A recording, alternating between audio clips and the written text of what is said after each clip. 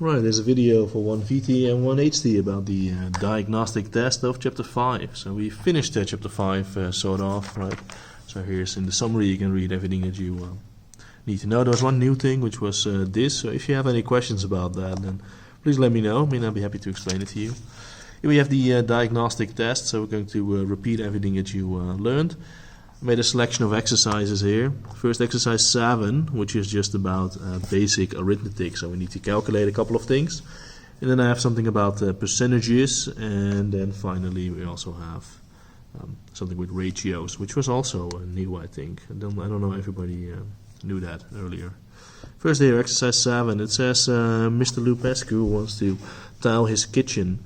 And he needs 182 tiles, and the tiles are sold in packs of 25 tiles. How many packs does he need to buy? Alright, so the first thing that we need to calculate is just he needs 182 tiles, and 25 tiles going to one package.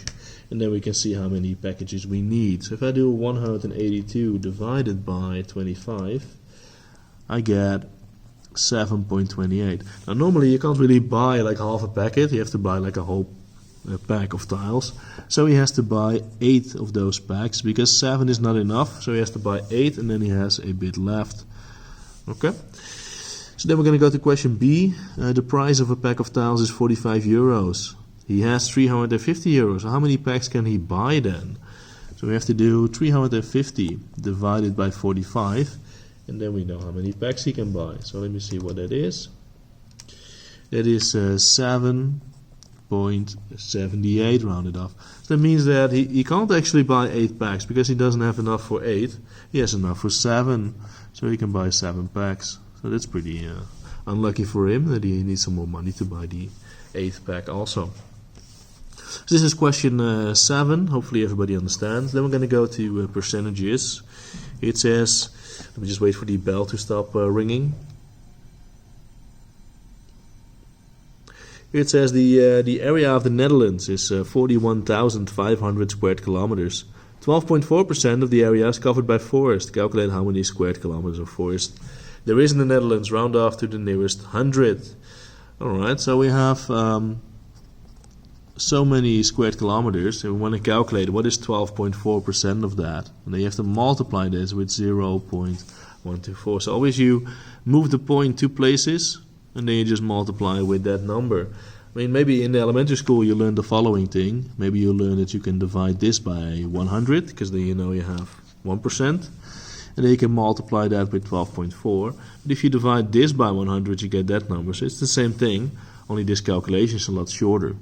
So we're going to calculate what this is. So I'm going to type it in my calculator now.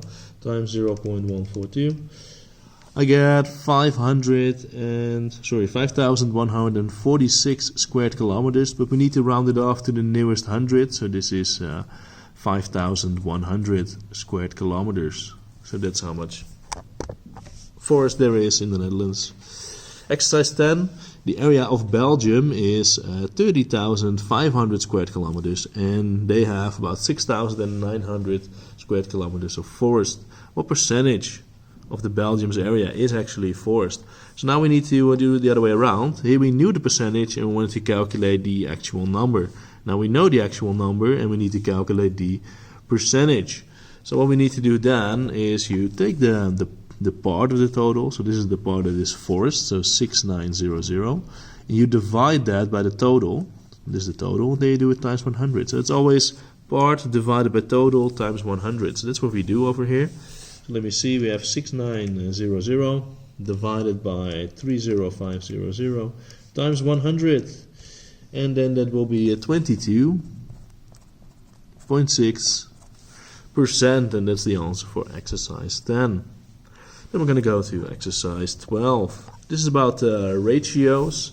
I made some videos about ratios earlier, but it might still be a bit difficult, so here, that's why I have another video for you. It says a fruit basket has apples, pears, and kiwis in the ratio 3 to 2 to 1. So in total, if you add this, 3 plus 2 plus 1, in total there are 6 pieces of fruit in this ratio. It says in total there are 24 pieces of fruit. So how many of each type are there in the fruit basket? So I'm going to write down exercise A over here, and I'm going to do B over here. So first I'm going to do 24 divided by 6. That means that we have to make all of this, we have to make that 4 times as big. So the original ratio is 3 to 2 to 1.